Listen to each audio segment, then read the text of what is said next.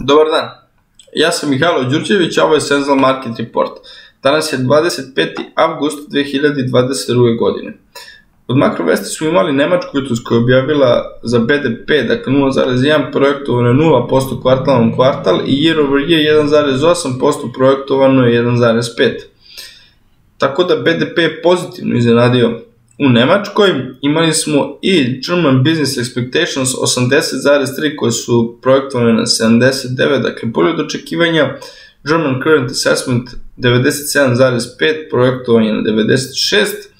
I možemo reći najbitniji indeks od ova tri, German IFO Business Climate 88,5, projektovanje na 86,8. Tako da on je bolji od očekivanja bio takođe.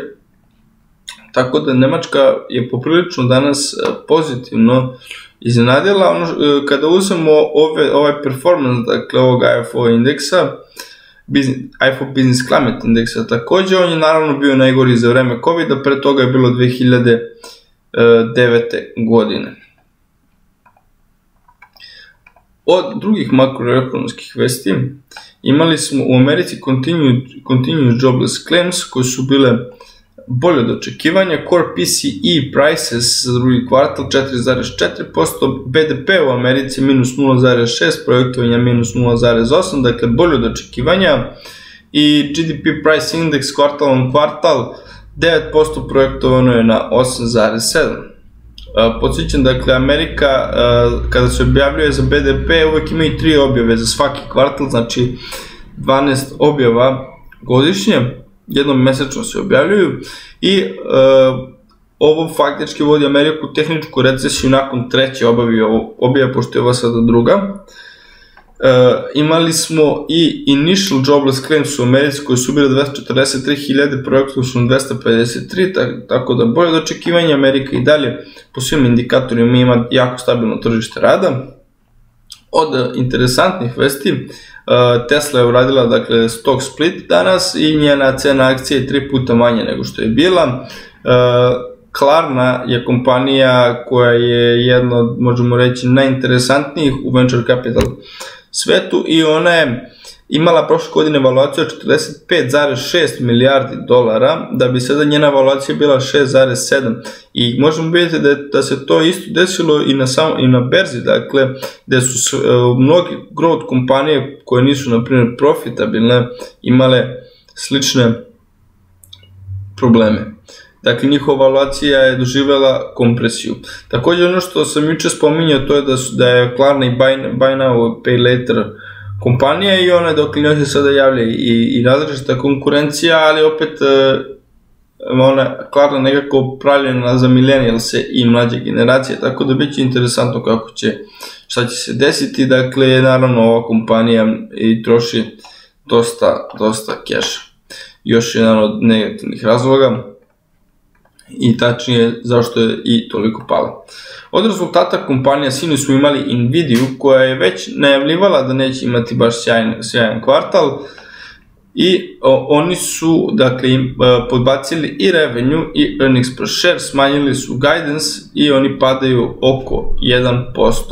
Salesforce je imao, dakle, Nvidia pada samo 1%, što su oni ovo već faktički najavili, oni su pričali o tome u nekih, možda pre mesec dana i manje.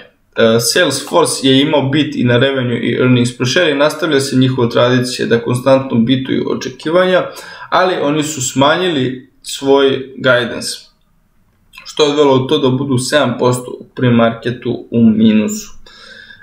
Royal Bank of Canada je podbacila i revenue i earnings per share, ali su dali stabilan guidance, oni su oko 0%. Snowflake, kompanija koja je imala bit na revenue, ali ono što je jako interesantno, oni su imali bit i na earnings per share, projektovan je gubitak, a oni su ostvarili profit i oni rastu 19%. Autodesk imao je bit i na revenue i na earnings per share, oni rastu 6%. NetApp imali su bit i na revenue i na earnings per share, rastu 7%. Williams-Sonoma bit i na revenue i na earnings per share, oni rastu oko 4%. Victoria's Secret imali su beat na earnings per share, podbacili su revenue, smanjili su svoj guidance, rekli su dakle da im imaju problemi, da im se zbog tih problema povećava inventar, zbog čega su između ostalog i smanjili guidance i to ih je odvelo u minus od oko 3%. Od rezultata koji su danas, imali smo Toronto Dominion Bank koji ima biti na revenue and earnings per share, Canadian Imperial Bank takođe, Grab Holdings je imao bit na revenue, podbacili su earnings per share, padaju 7%, Coty je imao biti na earnings i na revenue, oni rastu oko 6%, Peloton, kompanija koja je bila na vrhuncu, možemo reći, prošle godine, imala je fantastičan performans zbog COVID-a, je sada u teškim problemima koji traju već nekoliko kvartala i ne deluje da će se ti problemi nekako smiriti. Oni su juče porasli 20% pre rezultata da bi danas padali 14% nakon mnogo većeg gubitka od očekivanja. Napomenuo bih još Malibu Boats, oni su imali biti na revenue and earnings per share, ali padaju 2,5%. Od rezultata koji nas večeras očekuju imamo Workday, Ulta Beauty, Gap, Farfetch i Pexero Digital. Tako da za danas to je to, hvala vam i vidimo se na berzi.